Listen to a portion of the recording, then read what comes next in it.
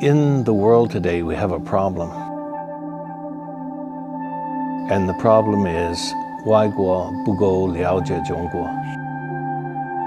The Confucian tradition, in the broadest sense of the Confucian tradition, is one of the world's oldest cultures, and it should have its place at the table.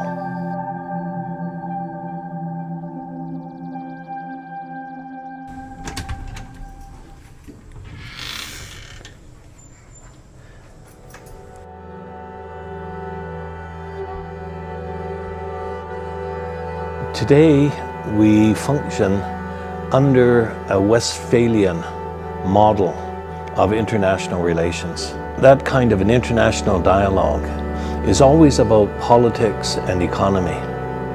What we have to do is we have to move from international relations to a civilizational dialogue. And so what we need to do through a civilizational dialogue is to bring all of our world's cultures together to try to address issues that, if they're not addressed, might mean the end of humanity itself.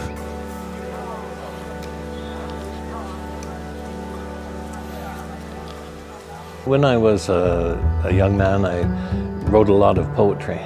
In my time, we had something called beatniks.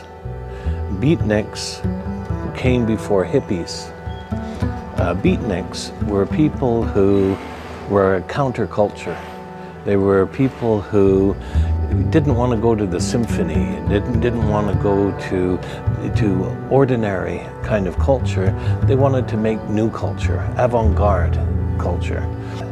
And so I thought, if I can go to China, I can experience a very different world. And my good fortune was that I had the opportunity to study with some very knowledgeable, very impressive teachers.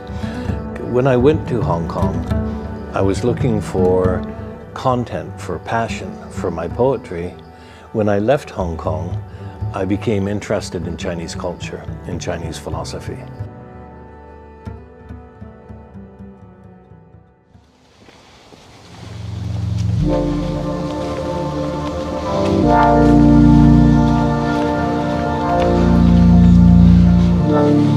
The Chinese philosophy was certainly rooted more than 2,000–3,000 years ago.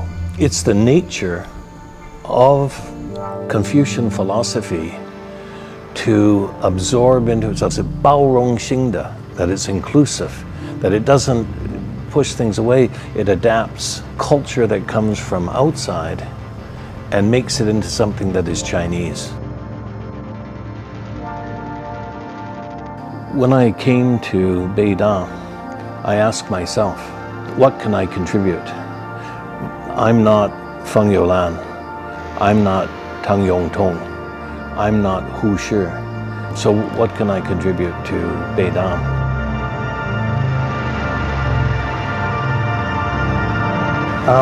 My name is Roger Ames, and this is a seminar on comparative philosophy. The great German philosopher Wittgenstein argues that the limits of our language are the limits of our world. If we want to get out of our world, if we want to expand our world, then we have to learn some more vocabulary. And so the Chinese term Dao doesn't mean the way. It doesn't even mean world making, which is the term that I would use. Dao means Dao. And the student has to come to understand that. Tian doesn't mean heaven with a capital H. Tian means Tian.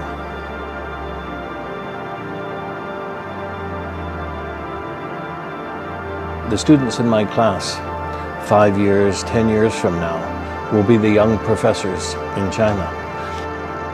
They will be international scholars. They don't simply live and teach in China, they travel the world. and they represent China, and they take Chinese culture to the world.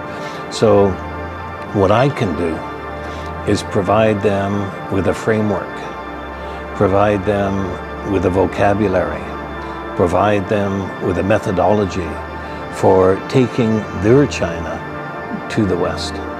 So this is really a pressing issue of our time.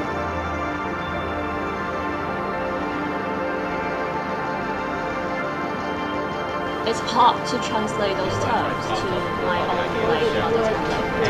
It's quite difficult words.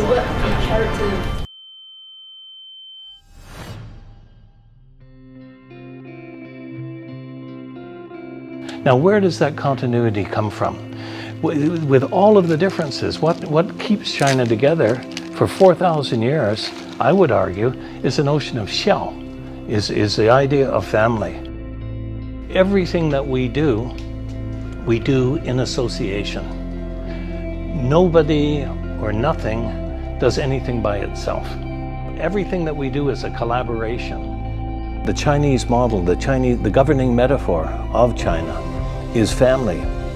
You don't say everybody, you say 大家. You don't say country, you say 国家. You don't say human being, you say 人家.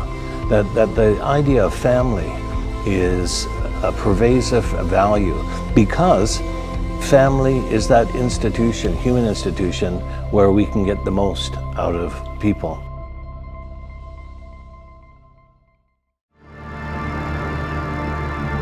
我们大家都喜欢称他叫老安，不叫他安老，也不叫他安乐哲教授等等。我们为什么叫老安？因为我们觉得他是我们一个非常亲切的老朋友。单身。以后老安在哪，我就要看到。沈老师，我跟你讲，深深的中国哲学，我好喜欢。我想激情他的生活，使中国哲学成为世界哲学不可分割的一部分。1、2、3。The kind of problems that human beings face today, global warming, environmental degradation, food and water shortage, massive population migrations. What the world needs today is it needs to embrace the kind of values that are fundamental in Confucian philosophy, in Buddhist philosophy, in Taoist philosophy. We've produced technologies, we've produced the science, we've produced the artificial intelligence that can reshape the world very quickly.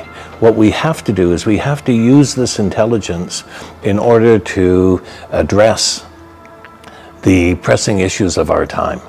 And this requires collaboration, cooperation, requires values that are very prominent within the Chinese philosophical traditions.